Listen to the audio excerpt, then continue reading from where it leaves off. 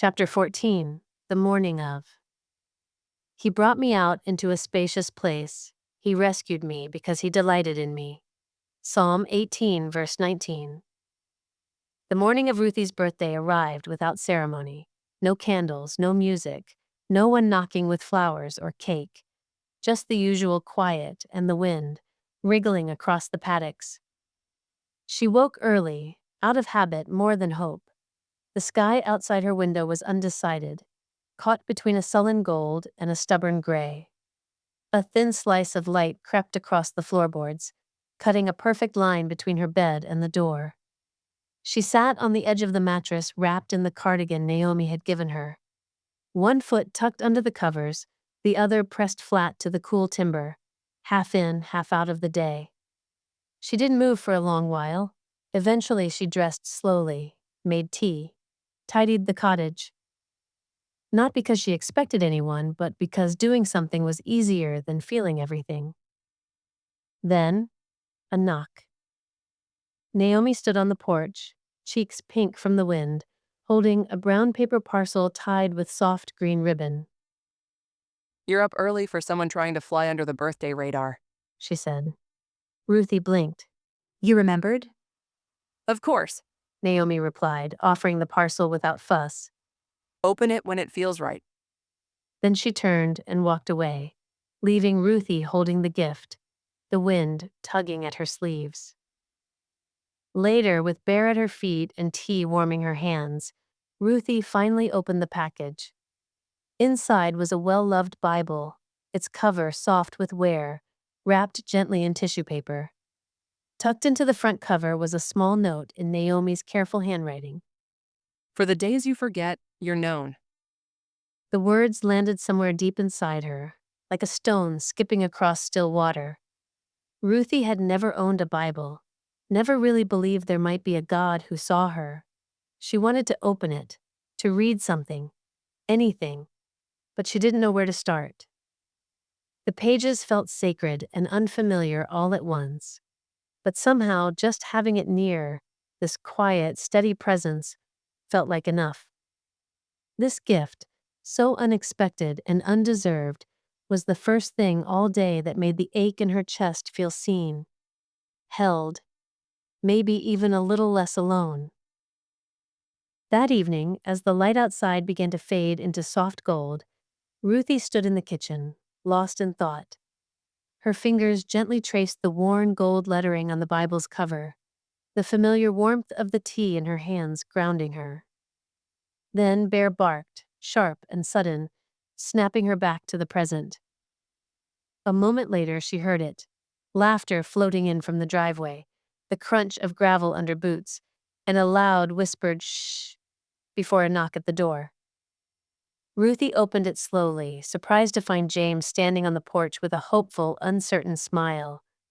Behind him stood Naomi, Margaret, Neil, and Micah, holding a fistful of droopy balloons. "Hope we're not too late," James said. "You up for a little company?" Ruthie blinked, caught between confusion and emotion. "What's all this?" Margaret didn't wait for an answer. She swooped in, wrapping Ruthie in a firm hug and pressing a bakery box into her arms.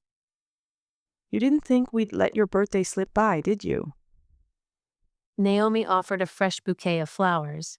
Neil raised a tin of tea in greeting. Micah grinned, a bit sheepish, and added, "Now I'm here, the party can start." Soon the cottage was glowing, filled with warmth. Margaret set out plates and snacks. Naomi moved with gentle authority in the kitchen, and Neil busied himself with the kettle. Micah strung balloons from the curtain rod using string that clearly wasn't designed for the job, but held anyway. They gathered around the table, the atmosphere easy and alive. James took the seat beside Ruthie, his presence steady. He caught her eye now and then, little moments that anchored her whenever the noise began to swirl too much. The meal was filled with laughter and stories, gentle teasing, and the kind of chaos that felt like family. When the cake came out, they sang, off-key, overlapping, imperfect. Ruthie closed her eyes and blew out the candles, a pink flush blooming on her cheeks. A silent wish hovered in her heart. Let me belong. Let this last. After cake came gifts. Naomi gave her a hand-knitted scarf. Neil presented a walking guidebook, well thumbed and loved. Figured you might like to explore the place now it's home. He said. Margaret handed over a tin of lemon slice. For emergencies. You always need some lemon slice on hand. She declared. Micah passed her a deck of cards. For beating James fair and square. He said with a grin. Then, a little awkwardly, James slid a small, lumpy package across the table. The wrapping was crooked, tape everywhere, corners bulging. I didn't have help wrapping it. He muttered. Hope you like it. Ruthie unwrapped it carefully. Inside was a delicate locket on a fine chain, a tiny wildflower pressed inside the glass. Her breath caught. She looked up at James, eyes wide and shining. It's perfect. He shrugged, pretending not to notice how quiet the room had gone. But he didn't look away. And neither did she. For a moment, everything else softened. The warm chatter, the flicker of candlelight, Bear's tail thumping lazily against the floor. Around them, the others had the grace to busy themselves. Margaret poured more tea. Naomi refolded a napkin that didn't need folding. Neil began quietly discussing hiking trails with Micah. The locket glowed faintly in the light, resting against Ruthie's palm. Where'd you find it? She asked softly, her voice a hush between them. James smiled. I made it. Found the flower out near the ridge. Thought it looked like something you'd notice, even if no one else did. Her throat tightened. I would've. Ruthie and James lingered there in the quiet, neither rushing to fill the silence, just letting the moment settle between them, tender and unspoken. Later, after the warmth of the evening began to settle, after second helpings, half-told stories, and laughter that eventually gave way to yawns, the others slowly took their leave. Naomi kissed Ruthie on the cheek with a soft, lingering squeeze of her hand. Margaret wrapped her in one last heartfelt hug, murmuring something about stopping by tomorrow. Neil gave a silent nod on his way out the door, and Micah paused dramatically at the top step to salute Bear with mock solemnity, muttering about forming an alliance against James. James was the last to go. He stood in the doorway for a moment, eyes catching Ruthie's like he had more to say but didn't quite know how. Then he simply smiled, a quiet, knowing smile, and tipped his hat. I'll see you in the morning. He said. The door clicked shut behind him, and the cottage fell into a gentle hush. Ruthie lingered there in the stillness, hands wrapped around the tea she hadn't finished.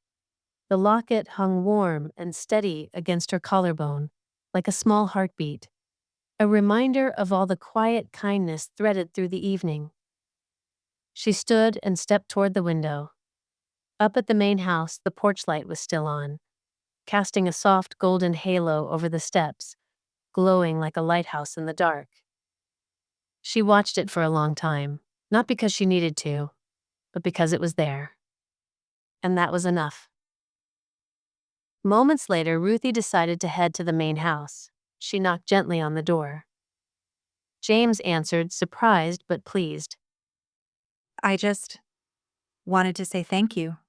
She said, fingers brushing the chain at her neck. For the locket and the party. All of it. James stepped aside. It was my pleasure. Why don't you come in and sit with me a while? She nodded, stepping past him into the familiar warmth of the house. The fireplace crackled quietly, casting a soft amber glow over the living room. James motioned to the couch and she took a seat near the fireplace. He sat beside her, not too close, but close enough that their shoulders almost touched. They sat for a while together. Bear patted in and settled at their feet. Outside, the night deepened. Inside, the silence was easy, unforced. James glanced over. Did you have a good birthday? Ruthie smiled faintly, eyes flicking to the fire. I think it's the first one that's ever felt like it was really mine. He exhaled slowly, shoulders loosening. I'm glad. She turned toward him, expression soft. The locket. It was perfect. I wasn't sure if it would be too much. He admitted. No, it was just right. They sat there, letting the fire warm the silence between them. The moment didn't need to be explained. They simply were, together, whole, even if just for that breath in time. Thank you for listening to this chapter of Healing on the Land. If this story has touched your heart, I'd love for you to come join me for the next chapter. You can find it here on this channel. If you'd like to support more Christian storytelling, you can purchase the full book or make a donation using the link in the description. Your support, no matter the size, helps us to continue writing stories of faith, healing, and hope. And don't forget to like this video and subscribe to this channel. May God bless you, and I hope you have a lovely rest of your day.